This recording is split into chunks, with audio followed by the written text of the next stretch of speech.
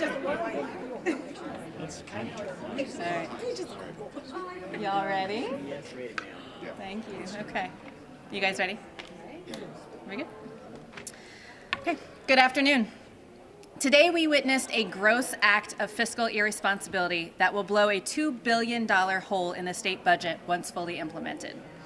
And we know this special session only started because Republicans were feeling the election season backlash for their extreme ban on abortion, even in cases of rape and incest. This will have a devastating impact on the state treasury that will take the state years to recover from, and all to give an unnecessary election year tax cut to the wealthy. Republicans are going to go back to their districts and talk about how they're putting more money back in Missourians' pockets. They won't tell you that most folks will get just a few bucks back a year. They won't tell you that 1/3 of Missourians will get nothing. The chairman said yesterday, "We are doing more for low-income people than we have in the history of the world." In the history of the world, I don't know about y'all's part of the state, but at my home, people aren't talking about how lucky they are in the context of world history. They're talking about how they're struggling right now, and we are not doing enough. Republicans won't tell you how they blocked Democrats from even discussing tax relief that would actually benefit Missourians who most need help right now.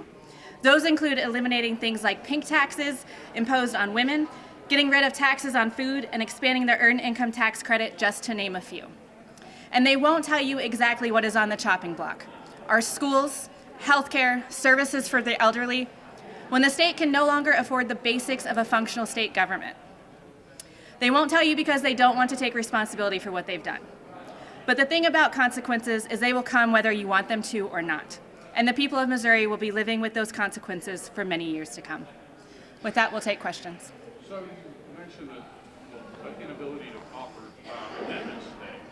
Couldn't you have written all of those amendments that you had prepared also for the Senate substitute, and therefore you just weren't clever enough to think they would do this today? Sure, you can say that we weren't clever enough to expect the chairman to go back on everything he said in a 7-hour budget hearing yesterday and completely flip-flop on his votes and his position. I want to talk about next week. We still have ag to go. Have you heard anything? It's I feel like we're playing chicken a little bit. Who's going to take whose bill up? We are absolutely watching the Republicans in the House and Senate play chicken over one of the most important industries in our state, over a bipartisanly supported bill that during session everybody was in favor of, and then the governor decided to veto for whatever reasons. What I am hearing, members of the Republican caucus in the House just told me on the way out of here that we are absolutely not coming back and we're not taking the Senate's version, and it's up to them to do it. I'm sure the senators are saying the exact same thing. There was a corporate income tax phase out added during the committee process that ended up getting stripped out on the floor today. What were the conversations looking like on the floor surrounding that and what that would do to the bill? Absolutely. So with the chairman's addition yesterday of phasing out the corporate tax, that would have ended up costing our state about $7.6 billion a year once fully implemented in 2032, per the fiscal note that was dropped today. So the conversation would have been not much different, to be honest. Still a lot of conversation around what we should be doing to actually be helping people. Still conversation on the fact that we are the lowest state in the entire country for starting teacher pay, and the list goes on and on of where we stand nationally for funding our services. The only difference would have been the fact that we're talking about a $7.6 billion cut to our budget, and again, for the most wealthy folks, oftentimes not even individuals who live in this state. Sports betting became a topic a little bit at the beginning of session. The governor said it's not happening. And it sounds like people on both sides of the aisle kind of agree with sports betting. Your thoughts on sports betting, and should it be a priority next session since it won't happen this special session? Yeah, so sports betting has been a very hot topic over the past few months, and most notably because our neighbors in Kansas did pass it into law. And we are already seeing a lot of folks in the Kansas City region going across the state's border to participate in that. I do expect it'll be a topic of conversation next year, and yes, a bipartisanly supported bill, depending on how it all lays out. There seems to be, you've filed legislation relating to the abortion ban. You talked about it on the floor today. Polls suggest there's pretty wide support among Missourians for exceptions for cases of rape or incest, which aren't currently built into the law. Obviously, that probably wasn't going to happen during this special session. When you all come back in January, I mean, is there any leniency or interest among Republicans that you've spoken to about carving out those exceptions, or are they opposed to changes? You know, the thing is they had an opportunity to carve out those exceptions in 2019 when the bill came through the House and Senate. That was offered as amendments, and folks voted them down. In the House side, we didn't get a full vote because they wouldn't call on us for that, but in the Senate, it was actually a recorded vote, if I remember correctly.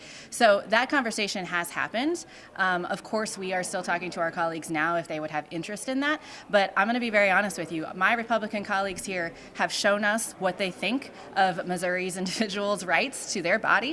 And they have shown us that time and time again where they stand on this. I hope I'm wrong. I hope that they were really willing to have that discussion, but the past hasn't shown us that they are. Other questions? I guess anything more you can add about, because the special session's not over, and Yeah. I felt like for once there were more issues in this side of the building than there was the other. How do you feel as the minority leader? Yeah, it was, I'll speak very candidly. It was very interesting to watch this special session. It seems as though when the governor called it, he talked to no one but himself, because you had folks on the Senate side of the leadership over there on the Republican side who were very frustrated. We had folks over here who were very frustrated. My Republican colleagues in the leadership positions all said, nobody came and talked to us, right? And I believe that they're quoted in saying that.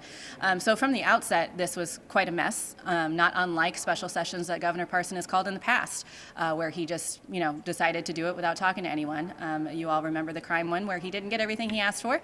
And so, yeah, this special session has been interesting because, again, we had an ag bill that was bipartisanly worked on, that lots of folks supported, that passed nearly unanimously during regular session, that then the governor decided to veto, which was a shock, I think, to most people. And then throwing in this tax conversation on top of it. And as I said on the floor today, I believe this is fully about the fact that polls numbers were not going in their favor, that they know that they are too extreme in our state, and that folks are frustrated. We are less than 2 months out from the election day, and they wanted to try to change the conversation.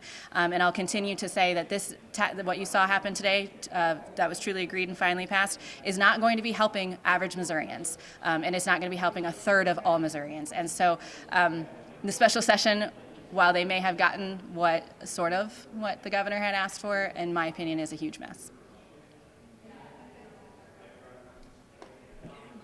Awesome. Okay, thank you guys Thanks, so guys. much. Appreciate you.